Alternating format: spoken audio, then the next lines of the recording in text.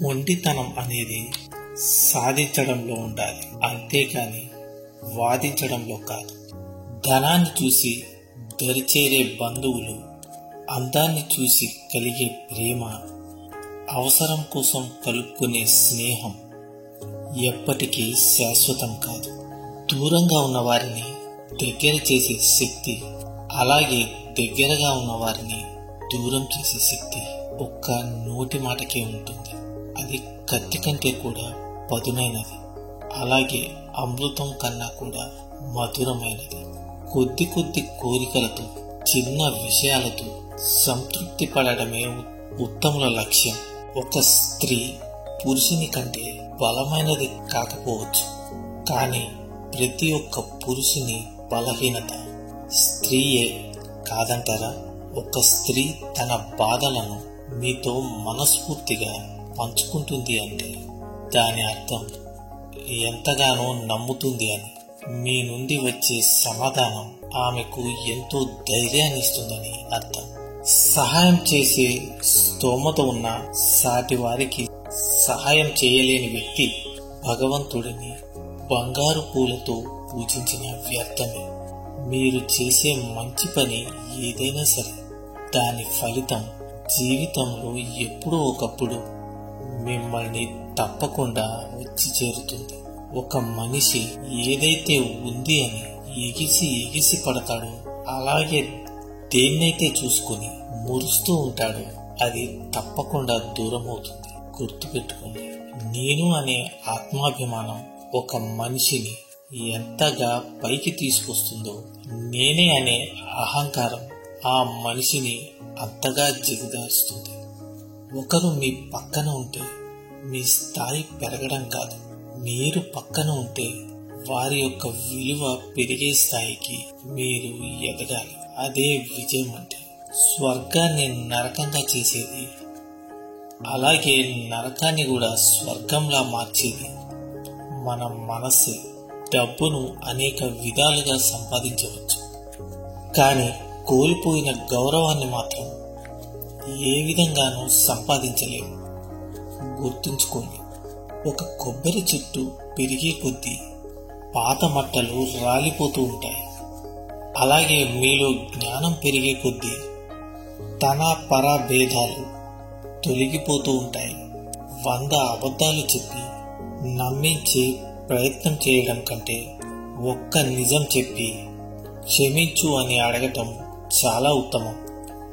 నిజం అనే వెలుగు ముందు నింద అనే చీకటి ఎంతో కాలం నిలవదు. అందుకే ఎవరో ఏదో అన్నారని బాధపడకూడదు. కాలమే వారికి తగిన రీతిలో బుద్ధి చెప్తుంది. అన్ని తెలిసిన వాడు మౌనంగా ఉంటాడు.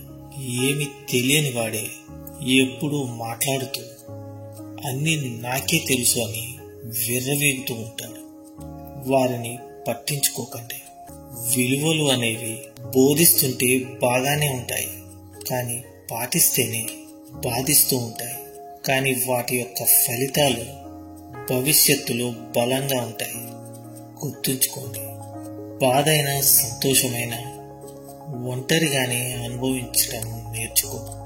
ఎందుకంటే మనం సంతోషంగా ఉన్నామని తెలిస్తే బయటకు నవ్వుతూ లోపల ఓర్వలేనివారు, అలాగే మనం బాధలో ఉన్నామని తెలిస్తే బయటకు బాధ నటిస్తూ లోపల సంతోషపడేవారు చాలా మందే ఉంటారు. మన భావోద్వేగాలను ఉన్నవి ఉన్నట్టుగా ఎదుటి వ్యక్తి ముందు బయట పెట్టినప్పుడే మనం చులకనైపోతాం.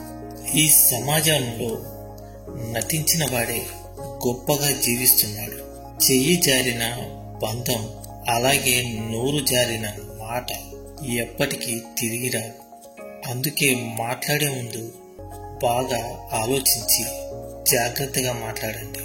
కొందరి మనుషులకు ఉండే చాలా అంటే చాలా ప్రమాదకరమైన వ్యాధి ఒకరు బాగుపడుతుంటే చూడలేకపోవడం కాదంటారా? మనం ఏదైనా మంచి సాధించాలి అనుకున్నప్పుడు ముఖ్యంగా ఉండవలసిన 2 గుణాలు. మొదటిది ప్రేమించే స్వభావం, ఇక రెండవది విమర్శలను భరించే సహనం. ఇవి మీకు ఉంటే జీవితంలో ఏదైనా సాధించగలరు. రాత్రి లేని పగలు లేదు, కష్టం లేని సుఖం లేదు, అలాగే ప్రయత్నం లేని ఫలితం లేదు. ఎక్కడ నెగ్గాలో, ఎక్కడ తగ్గాలో, ఎక్కడ ఎదగాలో, ఎక్కడ ఒదగాలో తెలుసుకుంటూ ముందడుగు వేయడమే జీవితం అంటే. మాటలకి కూడా అర్థాలు వెతికేవారు పరాయివారు. మౌనాన్ని కూడా చదవగలిగిన వారే మన వాళ్ళవుతారు. నిన్నుగా నమ్మిన వారికి ప్రాణమివ్వు, నిన్ను వదిలి వెళ్లే వారికి దారినివ్వు.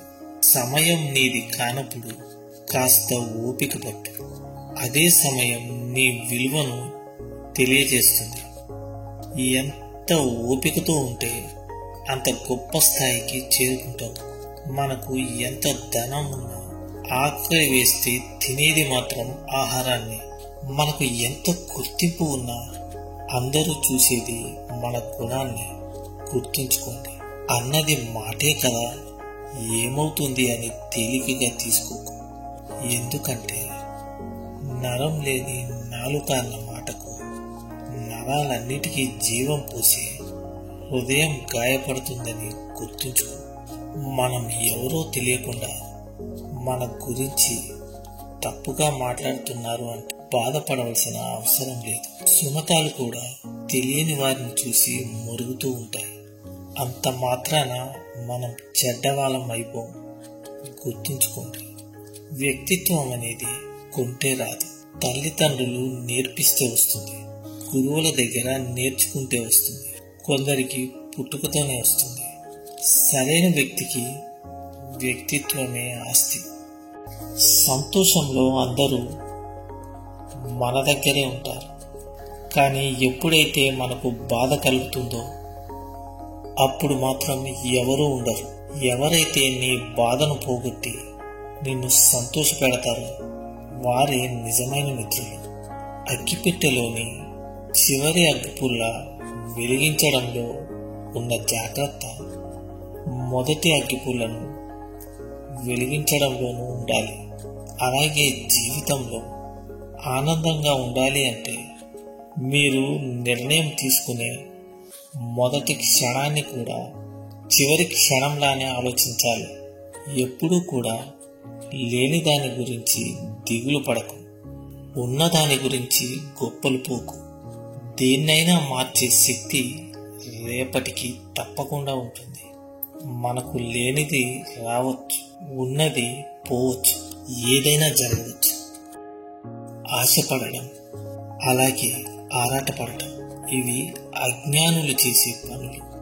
గౌరవం అనేది గుణాన్ని చూసి ఇస్తారే తప్ప ధనాన్ని చూసి కాదు. ఎందుకంటే నువ్వు చెప్పులను ఎంత ఖరీదు పెట్టి కొన్నా సరే గుడి బయటే వదిలేస్తారు. కొద్ది ఖరీదు పెట్టి కొన్న కొబ్బరికాయను మాత్రం గుడిలోకి తీసుకువెళ్తావు. అర్థమైందనుకుంటా.